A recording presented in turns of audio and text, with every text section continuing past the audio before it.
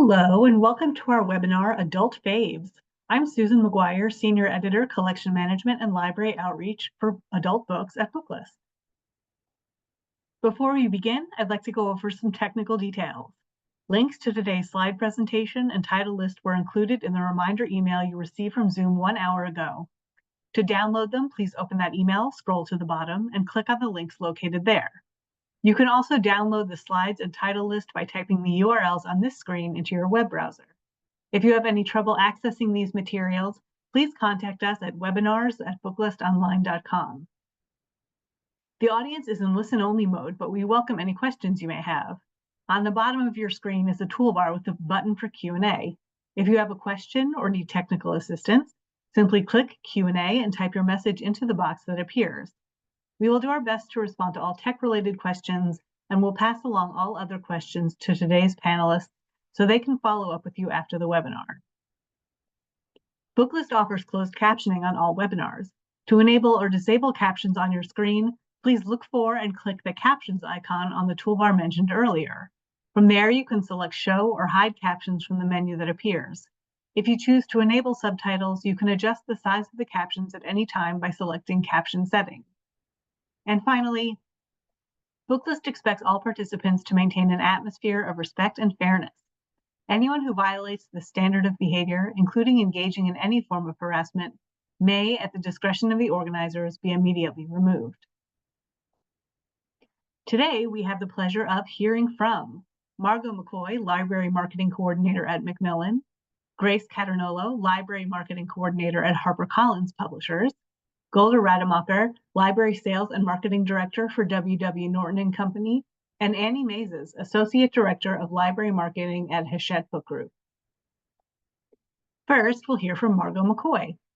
Margot is the Library Marketing Coordinator at Macmillan. After graduating from the University of Central Florida with a double major in Writing and Rhetoric and Advertising Public Relations, she attended the Columbia Publishing course. In 2021, she started working at Macmillan as an assistant for the library marketing, academic marketing, and wholesale teams. She then spent 2 years as the coordinator for the academic marketing team and is now back on the library side. Her favorite genres include literary fiction, mysteries, thrillers, and fantasies. Born and raised in Florida, she now lives in New York. Thanks for joining us, Margot. Thank you. Hi, everyone. I'm Margot McCoy with Macmillan. Here are all the ways that you can get in touch with us online. Please feel free to reach out if you have any questions about any of the books that I'm talking about today. We can do next slide. Many of the titles we'll be talking about today already are or will be available to read on Edelweiss. If you're not already whitelisted for automatic downloads, send us an email at the email address on the screen and we'll get you set up. Next slide.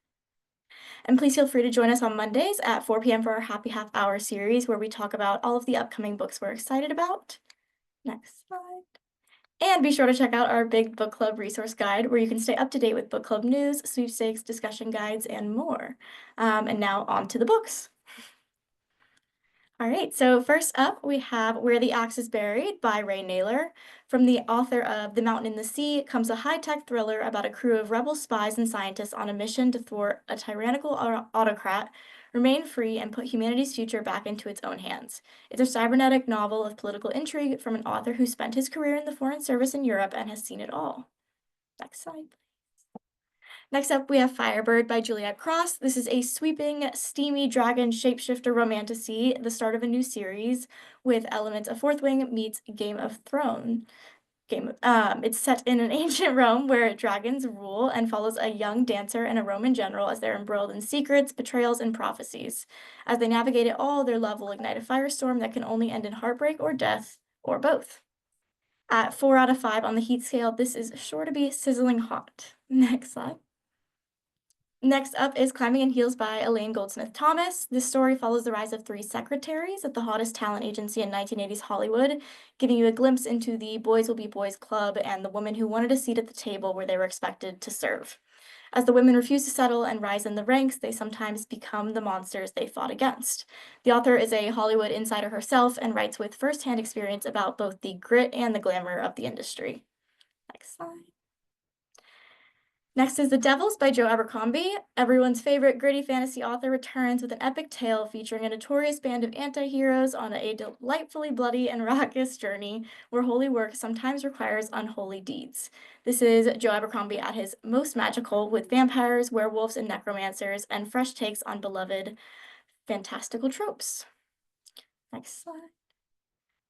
This is We Live Here Now by Sarah Pinborough. A couple moves to a beautiful country house, but to the wife, something feels wrong. Old boards creak at night, fires go out, books fall from shelves, and the wife feels a terrible presence in the third floor room. But these things happen only when she's alone and her husband doesn't notice anything. As bizarre events pile up and her marriage crumbles, she becomes obsessed with discovering the truth about the house. But if the house has secrets, so do she and her husband. This is perfect for haunted house fans and for readers of Stephen King, Shirley Jackson, and Riley Sager. Next slide. This is What Will People Think by Sarah Hamden. This follows a woman who is a media fact checker by day, but by night performs at New York City comedy clubs. But when she's inspired to take some risks, her stand-up gets better and a spotlight exposes her secret gig. She dives into damage control to protect her reserved Palestinian-American family, only to expose a family scandal from the 1940s. This debut perfectly blends a love story, family drama, and a journey of personal growth, and explores identity, heritage, and societal issues. Next slide, please. This is Murder in the Dollhouse by Rich Cohen.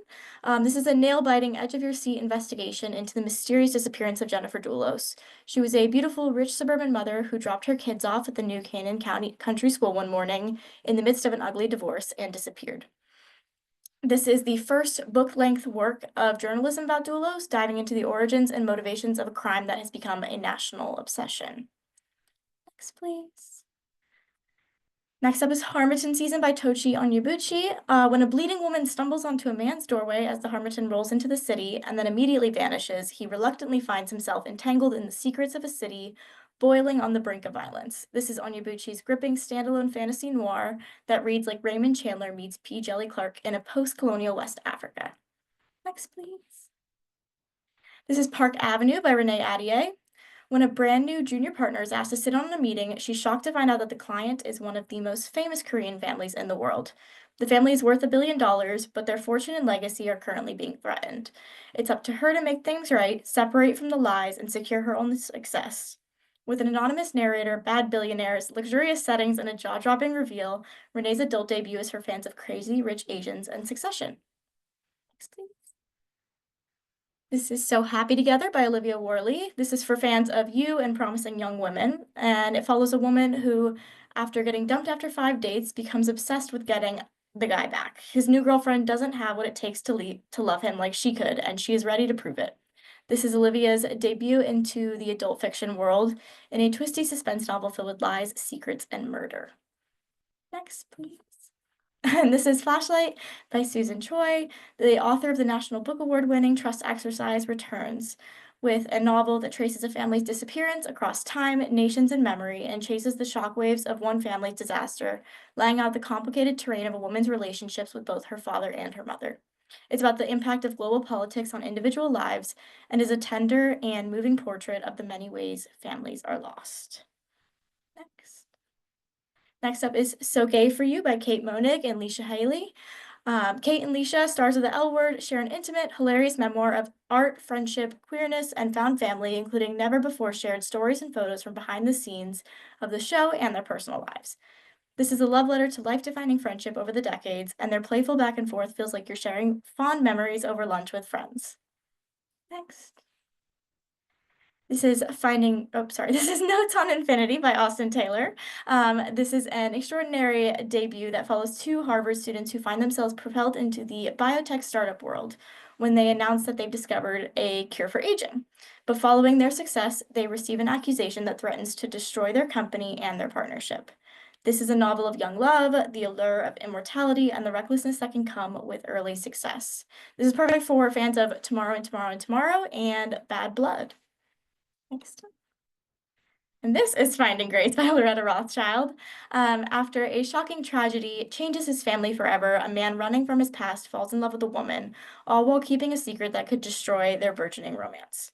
This is a sweeping love story that explores what happens when a shared past collides with an unexpected future. It has a gripping plot, elegant prose, and a unique POV, and is a heart-wrenching story of moral dilemmas and ethical questions. It's perfect for fans of Jodi Picoult, Leanne Moriarty, and The Paper Palace. Next up is Bury Our Bones in the Midnight Soil by V.E. Schwab. The author of The Invisible Life of Addie LaRue returns with a new, genre-defying, unforgettable novel to sink your teeth into, and yes, that means vampires. Three young women, their bodies planted in the same soil, and their stories tangling like roots. One grows high, one goes deep, and one grows wild, and they all grow teeth. This is perfect for fans of Interview with the Vampire and The Familiar. Next up. This is Sunny Side Up by Katie Storino. This is a heartwarming and hilarious debut novel from body acceptance advocate and Mega Babe founder, perfect for fans of Emily Henry and Sex and the City. It follows a 35-year-old, recently divorced woman on the verge of a meltdown in the Bergdorf Goodman swimsuit department dressing room when she realizes that rock bottom is the perfect place to start a climb. It's time to love her body and accept herself for who she is. This is perfect for readers looking for a confident and outgoing plus-size main character and anyone who absolutely loves summer in New York City. Next up. This is The Accidental Favorite by Fran Littlewood. This is a Riley resonant and deeply moving family dramedy. As the family gathers for a week-long birthday celebration, a father unintentionally reveals that he has a favorite daughter. It sends shockwaves through the family. Decades-old unresolved sibling rivalries are suddenly unmasked, still tender wounds are reopened, and no one's secrets are safe. This book plays into the messy girl trend, where the sisters' bad habits and chaotic desires are on full display for readers. Next up. This is Party of Liars by Kelsey Cox. It is a young girl's 16th birthday, and the party is an exclusive black tie bash at her dad's mansion in Texas Hill Country. No expense has been spared, and it's the event of the season. But just before the candles are blown out, a body falls from the balcony onto the dance floor below. Who is the victim and who is the killer? This is a fresh take on a classic locked room mystery with a large multi-POV cast and relentless pacing. You can hand this to fans of The Guest List and First Lie Wins. Next. And this is The Enchanted Greenhouse by Sarah Beth Durst. The author of the #1 library reads pick, The Spell Shop, returns with another magical, feel-good, cozy romantasy about a librarian longing for connection, a timid gardener, and a mystery to unveil on a faraway island brimming with singing flowers, honey cakes, and honeyed love. This is a story about giving second chances to others and to yourself. It can be read as a standalone, but readers of The Spell Shop will appreciate a fun little crossover. And it is perfect for fans of TJ Klune and Legends and Lattes, as well as anyone in their cozy cottagecore era. Next, please. And for our last title, this is Greenwich by Kate Broad. This is a riveting debut that explores the nature of desire and complicity against the backdrop of wealth and privilege, and the ways that whiteness and power protect their own. It follows a young woman who is visiting her aunt and uncle in Greenwich, Connecticut, when a tragic accident occurs. Since she's the only one who knows what really happened, she'll have to make a pivotal choice. This is book club catnip with complicated family dynamics, a messy main character, and discussions of race and privilege. Next. And that's it from me. Please reach out if you have any questions, and I hope you've enjoyed these books. Thanks all. Thank you so much, Margot. Next, we'll hear from Grace Caternello. Grace is the library marketing coordinator at HarperCollins Publishers. When she's not tying up odds and ends for the Library Love Fest team, you can find her reading coming-of-age novels next to her cat or watching TikToks for quote-unquote work purposes. Thanks for being here today, Grace. Thank you. Hi, everyone. I'm Grace Caternello with Harper, and thank you to Booklist for having me and to all of you for watching. Our first slide, I wanted to give a quick overview of our programs. We do 2 monthly programs live on Facebook and Crowdcast. Galley Gab Fest is a book buzz, and we also have Writers to Watch, which is an author program. Our next episode is actually tomorrow, and we will feature Lynn Staker-Strong, Allison Galen, Lori Gilmore, and Brian Castleberry. So I hope you can join us. It's at 7 p.m. Eastern time for that event, and you can find more on our Facebook. And I just wanted to make a quick note about galleys. We've drastically cut back on physical galleys, so e-galleys are generally the way to go, but we will try to find what we have for you, so you can feel free to email me. And our first book on the next slide. So we're gonna do roundup notable nonfiction. So this is Mounted by Bitter Callie, kicking off with a book I've been very excited about. It's an intriguing exploration of the history of Blackness and horses. The author is a writer and land worker from Brooklyn. They are the founder of the Star Apple Farm and Nursery, which is a project that focuses on the stewardship of Caribbean and South Asian heritage crops. So this book draws a lot from their lived experience as a child of Jamaican and Filipino parents, but also from their relationship to horses as an urban equestrian. It's a series of essays that looks at the work of Black artists and influencers, the reclamation of the image of cowboys, jockey culture, and the tie between equestrian sport and slavery, US militarization and colonization. The essays all probe at one question: what does it mean for Black folks to have relationships with horses in the context of a culture that has used horses against them? With their own experience weaved into the essays, they look back at being the only Black person on an equestrian team at Columbia University, and how the aesthetics of riding horses aided in their understanding of their own gender, sexuality, and community building. It really moves beyond these stereotypes that we're all familiar with regarding horse people, which generally is equated to eliteness and whiteness. I just think this is a really groundbreaking work, and I'm excited that we're seeing more media about Blackness in relation to horses and cowboys. Our next book is Both and, another essay collection to talk about. It is an anthology by trans and gender nonconforming writers of color.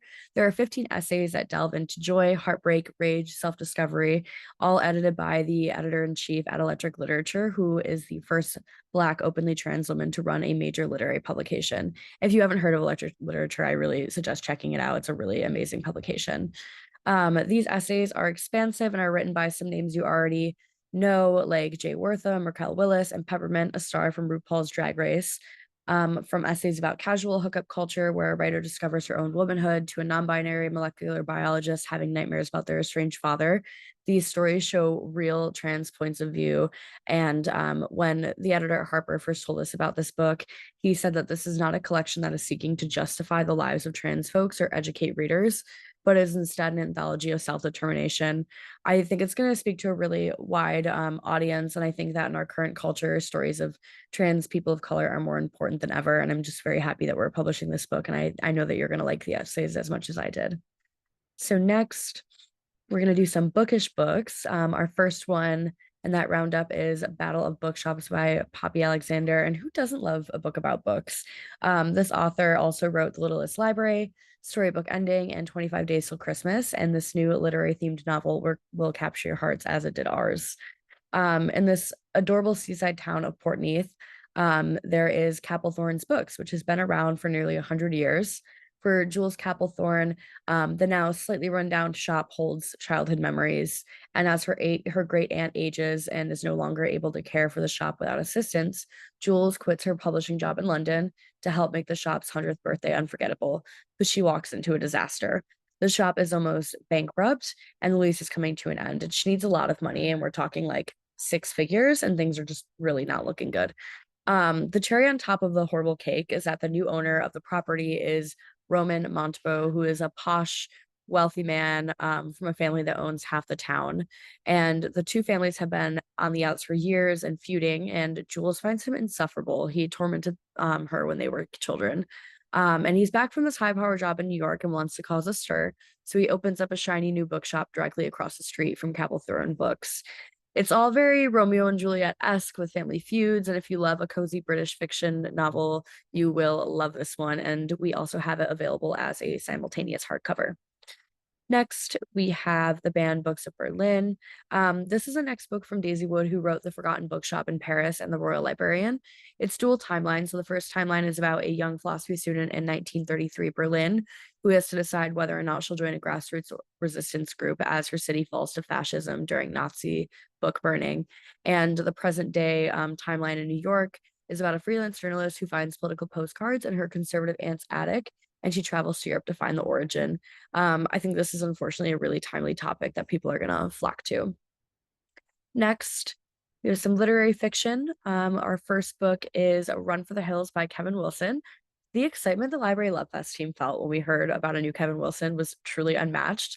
He is the author of Now Is Not the Time to Panic and Nothing to See Here. He's received the Shirley Jackson Award and has also been a Read with Jenna book club pick. So this is a novel about a road trip that brings a family together. Madeline Hill and her mom live alone on a farm in Tennessee that her dad had left them on 20 years prior. And Madeline's mainly okay with her life. It's not what she thought it would be. It's a bit isolating and not very exciting, but she's accepted it. But one day, a man named Ruben pulls up in a red PT Cruiser and tells her that he thinks that she's his half sister. His dad also left him, and now he's hired an investigator to track down their father and all of these other half siblings. And he manages to convince Madeline to hit the road with him to find all of these siblings. So, as the siblings share different stories about their dad before he left, they try to piece together who he really is and what he was looking for every time he started a new life. It explores who these siblings are to each other, who their dad is, and for Madeline, how is her life going to change now on the farm that she knows all of these things. And I think it's really a perfect summer read because who doesn't love a summer road trip? And it has just so much heart and humor and is ultimately a story of connection. Next, we have The Extinction Capital of the World. This is a story collection linked by place and character that serves as a portrait of Hawaii, discussing its exotification and commodification, climate change, imperialism with themes of queer love and family. It was inspired by the author's childhood and family history in the islands, and it's just a really stunning read. Okay, we have This Is Not a Ghost Story. Sorry, back one slide. My bad. Trying to sum this up in a few sentences, very tough, but it was truly one of the most interesting reads of the year for me. I was really just entranced by it. So John's house provides everything he needs. He's surrounded by the ocean. He's alone, but not lonely. But then a shadow breaks in and pushes him out of the house. And he wakes up as a ghost in Los Angeles and becomes famous for being like the first visible confirmed ghost, but it's really the story about hope and what it means to be human and sacrifice, written by the Grammy nominated singer songwriter A. Marie. So very cool book. I'm very excited for people to be able to read it. Next, we're going to do some family themed books. Our first one is Albion by Anna Hope. She is the author of Expectation and has written a gorgeous family saga set on an 18th century estate. The Brooks are gathering at their 20-bedroom ancestral home after their patriarch Philip dies. He was really the one holding them all together. And they all come to this estate with different visions and hopes. For example, Franny, the inheritor of the estate, is fearing for her daughter's future during the impending climate catastrophe and wants to return the estate to nature.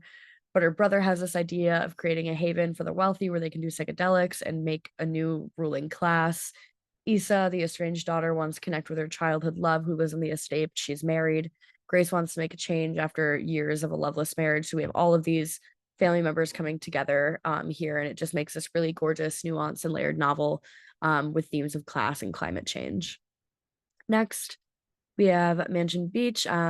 Meg Mitchell-Moore, the national best-selling author of Summer Stage. This is her newest novel following a young woman who is very invested in the opulent lives of her neighbors on Block Island in Rhode Island. And the readers watch these three women's summers unfold, and it leads to betrayal, self-discovery, a love triangle, and a dead body, and explores themes of class, family, and the depths of human relationships. Okay, next we have Sweet Heat. We're gonna do some romances.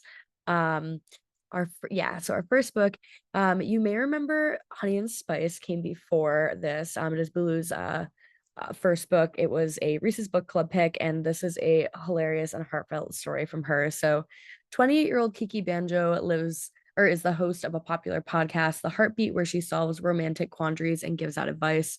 But meanwhile, her life is in shambles. Her latest relationship ends badly. A major broadcast deal that she secured ends up falling through, and she wonders like how her life turned out this way and how she's giving advice to other people. And to make matters worse, she runs into her ex-boyfriend. Malachi is charming, extremely handsome, and irritatingly perceptive. And this was a really major breakup for her, and she was just devastated when it ended. It's just not who you want to see when you're at an all-time low, especially when he's doing so well. So he's this filmmaker, and she realizes that she might need to team up with him to save her career, forcing them to work together for a summer. And it's this question of, will they be able to ignore their chemistry, or will they confront their feelings and take a shot at another chance? It's perfect for fans of second chance romances, coming of age tales, and stories about friends and family. And we also have this one available as a simultaneous hardcover. Next, we have an adult debut from Mason Deaver, who is the author of I Wish You All the Best and The Feeling of Falling in Love. So this is an adult debut from a YA author. It's a romance between two men, and one of them is trans. Eli goes on a bad date with Peter, and when Eli's boss overhears about it, he suggests teaching Peter how to be a better boyfriend through a series of simulated dates so he can write an article about it. And the more time the two spend together, the closer they become, and the fake dates seem to feel real. And then we have Crash Test by Amy James. So this is Formula One meets Red, White, and Royal Blue. Formula One driver Travis is nearly to the championship when Formula 2 crash happens and leaves a different driver, Jacob, in critical condition. And Travis is devastated. His world has been totally flipped upside down, but he can't tell anyone because he and Jacob have been dating in secret for a year. Okay, next we're going to do some authors that you love. Our first one is very exciting and needs little to no introduction. This is R.F. Kuang, the #1 New York Times bestselling author of Babel and Yellowface, as well as the Poppy War trilogy. She is one of the best in the genre, and we are just so thrilled to have a new fantasy by her. This one is Dante's Inferno meets Susanna Clarke and a dark academia fantasy. And we all know that fantasy and dark academia are so hot right now. So this combo is just really unbeatable. It follows Alice, who has the goal of becoming the best mind in the field of magic. She has sacrificed everything to get to Cambridge to study under Jacob Grimes, who's the best magician in the world. But one day he dies in a magical accident that may or may not be her fault. And now that Grimes is in hell, Alice has to decide whether or not she's going to go after him. And she decides to do it because she really needs the recommendation. And that could be the key to her future. And even if she's dead, even if he's dead, she needs to achieve her dreams. But her rival Peter has the same idea. So the two of them journey to hell together, putting aside their rivalry to save him. However, they might be descending to their own doom. It's really R.F. Kuang at her best, and we're just really excited to be publishing another one by her. So next we have Salty by Kate Myers. She is the author of the national bestseller Excavations, which I saw blow up on TikTok. So I was just really pumped to see this new, like, hilarious novel by her set in a tropical marina. Denise is the captain of a luxury yacht, and her sister Helen, who she hasn't spoken to in years, comes home to work for Denise after getting fired for like the millionth time from her job because she was hooking up with a client. So the Clashing Sisters are thrown into their first charter for the Falcon family. And there are a bunch of real estate developers who flattened Helen and Denise's childhood home to build condos along the peninsula. So the two have to suddenly work together to take down the new owners. And did I mention that there's a body next door, and the Falcon family might have something to do with that? So our last book is Murder Takes a Vacation by Laura Lippman, and we love Laura Lippman. This is a really exciting new one. It's an irresistible mystery that follows Mrs. Blossom, a former private investigator and middle-aged widow. She finds a winning lottery ticket in a parking lot, and everything changes. And like many of us, she wants to see the world that is seemingly passing her by.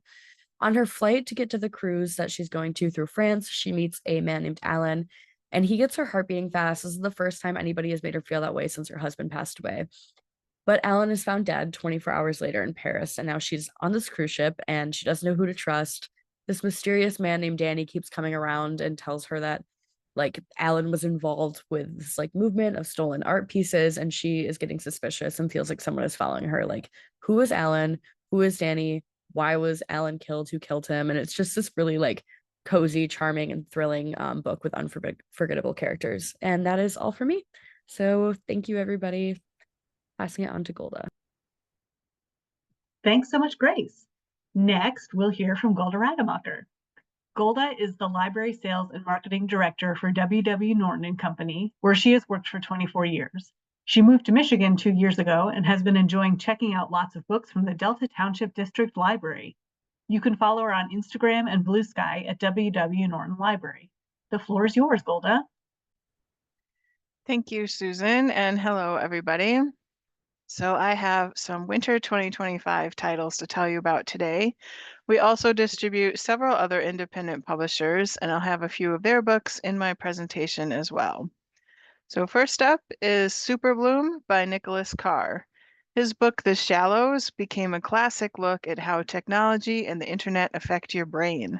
In Super Bloom, he explores how social media has warped our sense of self and society.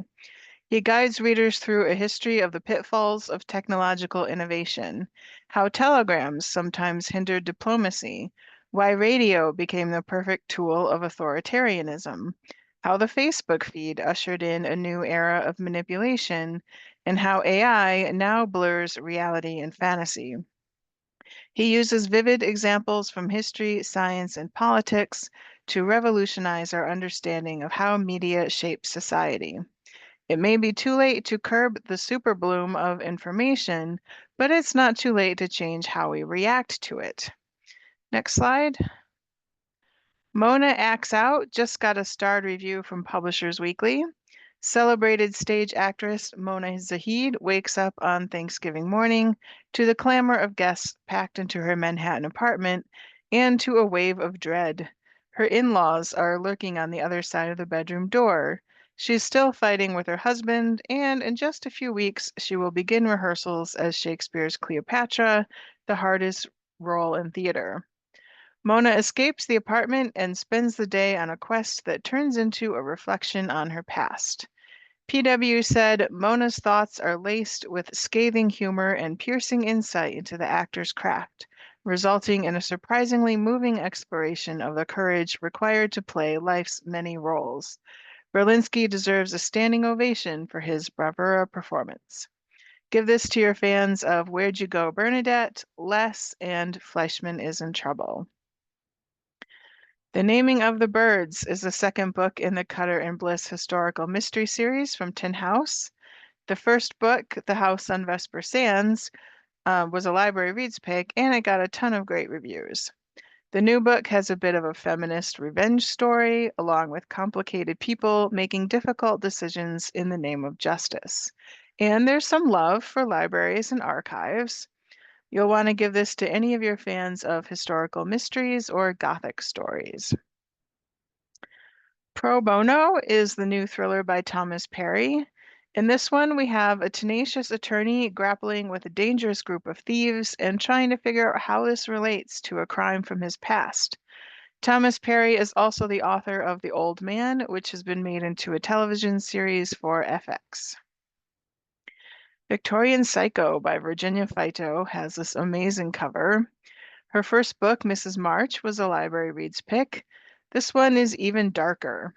Winifred Nati is the unapologetic serial killer of your nightmares. This is like a combination of a Victorian Gothic with horror, with some female rage, and a little bit of sardonic wit to balance out the psychopathic main character.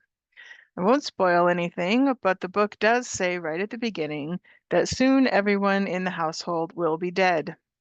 Movie rights have been sold, and Margaret Qualley has been booked to play Winifred. And then we have another dark book, Beta Vulgaris, which is a debut novel by Margie Sarsfield. This is socially conscious horror with some morbid humor. A young woman and her boyfriend take a seasonal job working on the sugar beet harvest in Minnesota, and things take a turn. Elise starts noticing strange things, threatening phone calls, a mysterious rash, and snatches of an ominous voice coming from the beet pile. By the end, the novel gives surreal shape to the real, pressing, and relatable anxieties of work, class, and money.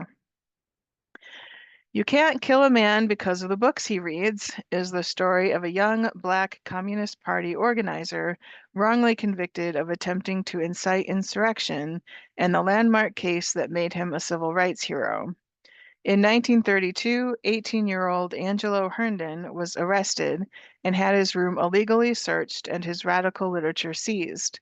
Charged under an old slave insurrection statute, Herndon was convicted by an all-white jury and sentenced to 18 to 20 years on a chain gang.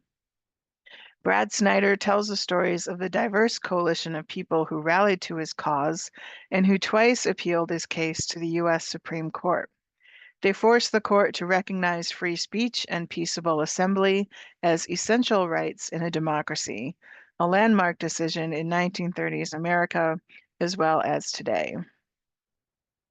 You remember Russell Shorto from his bestseller, The Island at the Center of the World? He is back to writing about New York City history in Taking Manhattan. This new work shows how the paradox of New York's origins, boundless opportunity coupled with subjugation and displacement, reflect America's promise and failure to this day. Russell Shorto has combed through newly translated sources to offer a vibrant tale and a fresh and trenchant argument about American beginnings. Merle Oberon was the first performer of color to receive an acting nomination at the Academy Awards, but hardly anybody knew it because she always concealed her South Asian identity. In Love Queenie, Mayuk Sen draws on family interviews and previously untapped archival research to describe the star's hard-won journey to fame.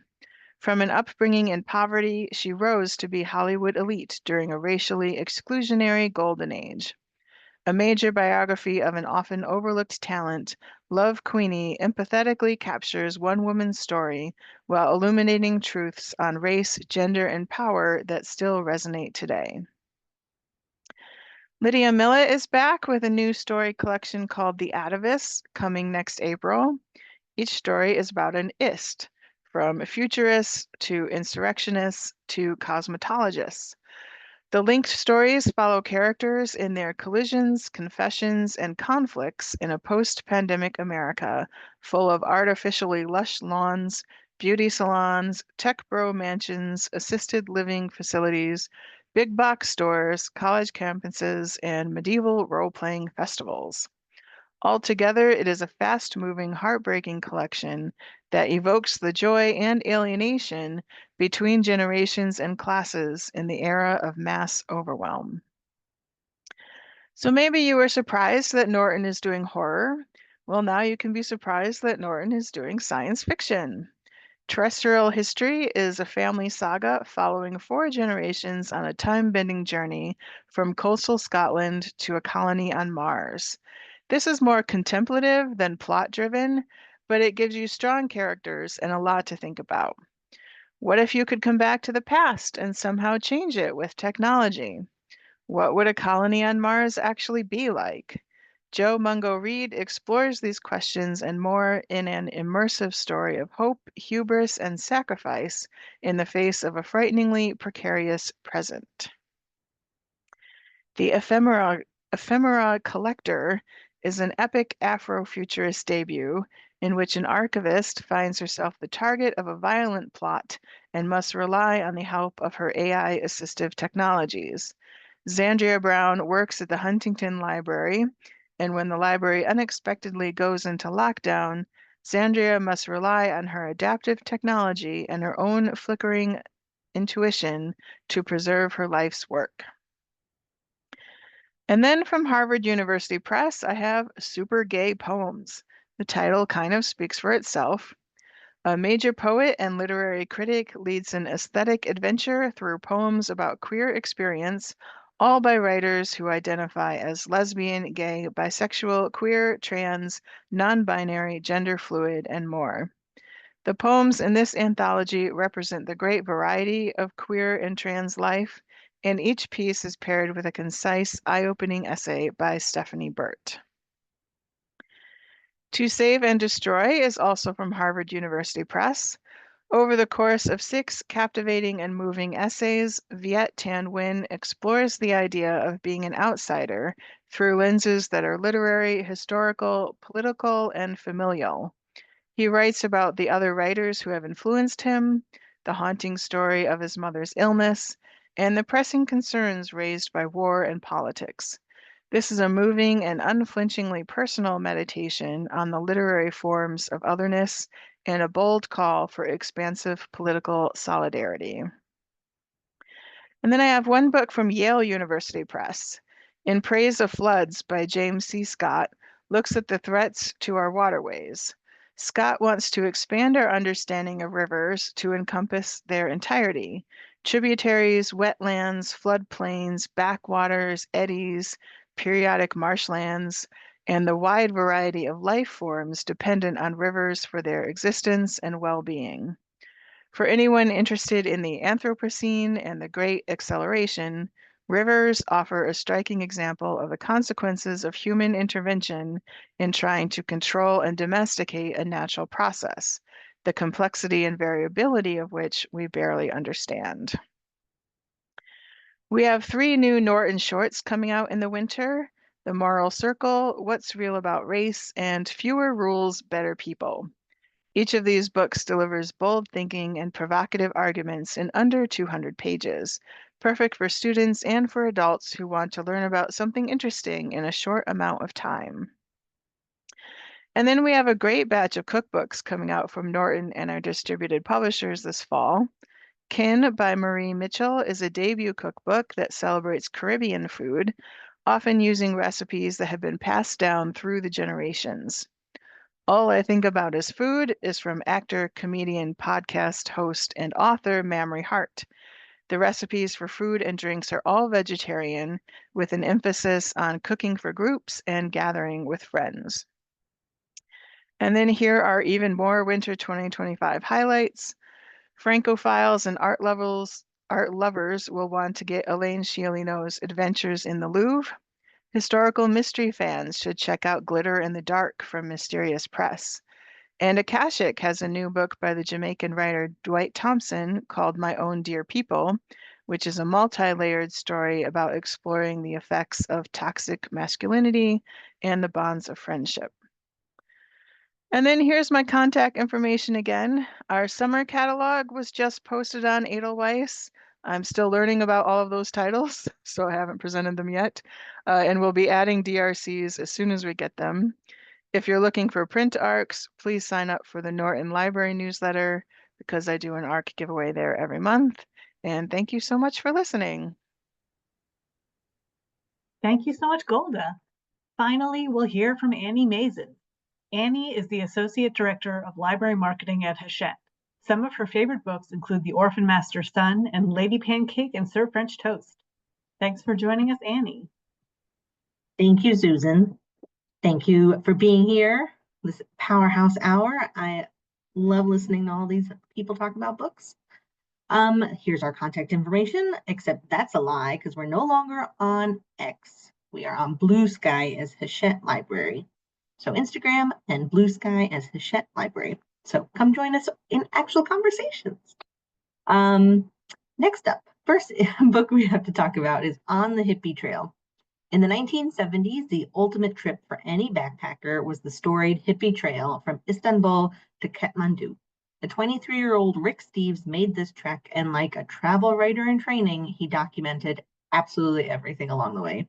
Jumping off a moving train, making friends in Tehran, getting lost in Lahore, getting high for the first time, battling leeches, and much more. This book contains edited selections from Rick's personal journals and travel photos with a 45 years later preface and postscript reflecting on how the journey changed his life. Next up, we have Connecting Dots. At the age of 4, research scientist Joshua Mealy was blinded and badly burned when the delusional neighbor poured sulfuric acid over his head. Connecting Dots is his story and delivers a captivating first-person perspective on blindness and disability from a person who grappled with hardships but went on to win a MacArthur Genius Award for his work in accessibility. His memoir demonstrates the normality of blindness as he lives, loves, invents, raises a family, and takes pride in his identity. It also introduces us to the people who supported him, from his family to bandmates to the devoted teachers and brilliant colleagues whose encouragement and collaboration supported his success. Next, In the Trouble of Color, a memoir of family color, being Black, white, and other in America. This is from Martha S. Jones, whom Clint Smith called one of our country's greatest historians. Jones grew up feeling her Black identity was obvious to all who saw her, but weeks into college, a Black studies classmate challenged her right to speak. Journeying across centuries from rural Kentucky and small-town North Carolina to New York City and its suburbs, The Trouble of Color is a deeply felt meditation on the most fundamental matters of identity, belonging, and family. Next is Cellar Rat. Hannah Selinger may not be a celebrity chef, but she is the person who has supported them as server and sommelier. And unlike other restaurant memoirs, Hannah does not skip over the harassment, blacklisting, or the litany of abuse practices hospitality workers still enjoy. In Cellar Rat, Selinger chronicles her rise and fall in the restaurant business, beginning with the gritty hometown pub where she fell in love with the industry and ending with her final post serving celebrities at the Hamptons classic Nick and Tony's. In between, readers will join Selinger on her emotional journey as she learns the joys of fine dining, the allure and danger of power, and what it takes to walk away from a career you love when it no longer loves you. Next is The Gift of Animals. This is a unique collection of poems from diverse contemporary voices that offers a range of perspectives on humans' complex relationships with animals, celebrating and bearing witness to the lives of animals, both wild and domestic. Contributors include Ellen Bass, Lucille Clifton, Michael Collier, Nick Flynn, Joy Harjo, Terrence Hayes, Ada Limon, and Craig Santos Perez. Next is In the Rhododendrons. This is for readers of Also a Poet, Orwell's Roses, or my autobiography of Carson McCullers, as well as for any Virginia Woolf fans. Heather Crystal, the acclaimed poet and author of The Crying Book, crafts a deeply moving and immersive hybrid story that is part memoir about her mother, part biography of Virginia Woolf, and part reckoning with the things that we cannot change and the ways we can completely transform if we are willing. Next is On Muscle by Bonnie Soy. She's a longtime contributor to the New York Times, the best-selling author of Why We Swim, which was a personal favorite of mine a few years ago. It was also met with wide acclaim, New York Times Book Review Editor's Choice, and Time Magazine, and NPR Best Book of the Year. Next year, Bonnie brings her signature blend of science, culture, immersive reporting, and personal narrative to examine not just what muscles are, but what they mean to us. Bonnie traces how muscles have defined beauty and how they have distorted it through the ages, and how they play an essential role in our physical and mental health. Next is The Ghost Lab. This tells the astonishing story of the wild ecosystem of paranormal profiteers and consumers through the events in one small town. But it also maps the trends of declining scientific literacy, trust in institutions, and the diffusion of a culture that has created space for armies of pseudoscientists to step into the minds of an increasingly credulous public. Next, we're going to flip over to some fiction titles. Presumed Guilty. This is Scott Turow's long-awaited follow-up to Presumed Innocent. Rusty is a retired judge attempting a third act in life, but his piece that has taken years to find evaporates when his stepson Aaron disappears while on probation for drug possession. If Aaron doesn't return soon, he will be sent back to jail. Aaron eventually turns up with some vague story about camping, getting in a fight with his girlfriend, and then hitchhiking home. Days later, when his girlfriend still hasn't returned, suspicion falls on Aaron, and then when May is subsequently discovered dead, Aaron is arrested and set for trial on charges of first-degree murder. This is the book that really asks whether our justice system can ever provide true justice for those who are presumed guilty. Next is A Season of Light, which is a personal favorite. I think the writing is amazing. This is for fans of Behold the Dreamers. It comes a compelling novel about a tightly bound Nigerian family living in Florida and the wounds that get passed down from generation to generation. It's from the acclaimed author of Mr. and Mrs. Doctor. When 276 schoolgirls are abducted from their school in Nigeria, Fidelis Ewerike, a Florida-based barrister, poet, and former POW of the Nigerian Civil War, begins to go mad. And consumed by fear, he locks Amara, his 16-year-old daughter, in her bedroom. Kirkus gave this a starred review and called it an affecting, observant rendering of the immigrant experience in contemporary America. Next is Liquid, a love story. The marriage plot meets the idiot in this debut novel. The unnamed Iranian Indian American narrator of Liquid has always believed herself to be the smartest person in the room. But 2 years after earning a PhD from UCLA, the narrator is no closer to the middle-class comfort promised to her by the prestige of her fancy education and the success of her immigrant parents. When her best friend jokingly suggests she just marry rich, she takes the idea seriously, and what follows is a whirlwind summer packed with dating. Only a tragedy in Tehran and an overdue familial reckoning can alter the narrator's increasingly manic trajectory and force her to confront the contradictions of her life in Los Angeles. Liquid, a love story delivers a modern tale of romance, loss, and belonging. Next is The Writer. Could a true crime writer really get away with murder? NYPD Detective Declan Shaw investigates a famous author accused of killing her husband. Is she the target, the next victim, or the mastermind? No character in a Patterson thriller can be trusted. The writer is an upscale whodunit guaranteed to keep readers guessing until the last page. Next up is The Other Lotta, a compulsively readable rom-com of mistaken identity set within high society New York and the sacrifices made to keep up appearances. Somewhere in New York City, Lotta Murthy knows there's another person with her name living a much more interesting life. That's because Lotta often receives the other Lotta's emails, invites to Hampton soirees, fundraising appeals from the New York City Ballet, reminders about sample sales in Soho boutiques. Lotta's own life feels pathetic in comparison, so one day she decides to take on this other Lotta's identity and jumps headfirst into the glamorous New York lifestyle, but not without some serious consequences. Next is Say You'll Remember Me. From the #1 New York Times bestselling author of Just for the Summer comes another delightful romance. There might be no such thing as a perfect guy, but Xavier Rush comes disastrously close. A gorgeous veterinarian giving Greek god vibes, all while cuddling a tiny kitten? Immediately yes. And that is until Xavier opens his mouth and proves that even sculpted gods can say the absolute wrong thing. Of course, there's nothing Samantha loves more than proving a big jerk wrong, unless, of course, he can admit he made a mistake. Oh, swoon. But after one incredible date, Samantha is forced to admit the truth, that her family is in crisis and any kind of relationship would be impossible.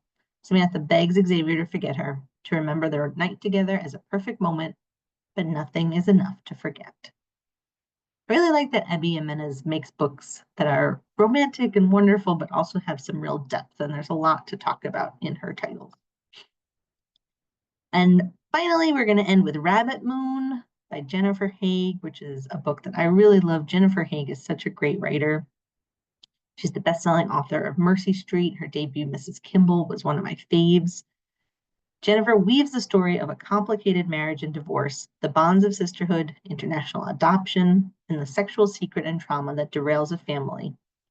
The reader steps into Shanghai and a very broken family. This is great for book clubs. There's a lot to discuss in here. It's ripe for discussion for fans of Ask Again Yes or The Bee Sting. And that is it for me. Thank you so much for your time. Thank you so much, Annie, and a big thank you to all of today's presenters. Tomorrow, all attendees will receive an email containing links to today's slide presentation, title list, certificate of completion, and video recording. For more about Booklist webinars, be sure to visit booklistonline.com/webinars, where you can view archives of past webinars and register for upcoming ones, like those you see here. Attention, all library workers, educators, booksellers, and students. We have a special subscription offer exclusive to webinar attendees. Subscribe to Booklist now and stay on top of the latest books, glean reader's advisory guidance, and get collection development advice through print and digital editions of Booklist and access to Booklist Online. Plus, our Booklist subscription now comes with free digital and shareable copies of our new product for patrons, Booklist Reader. Scan the QR code or visit our website for more details. Thank you for joining us for today's webinar. One more huge thank you to our panelists and to our sponsors, Macmillan, HarperCollins, WW Norton and Company, and Hachette. This concludes today's webinar. See you next time.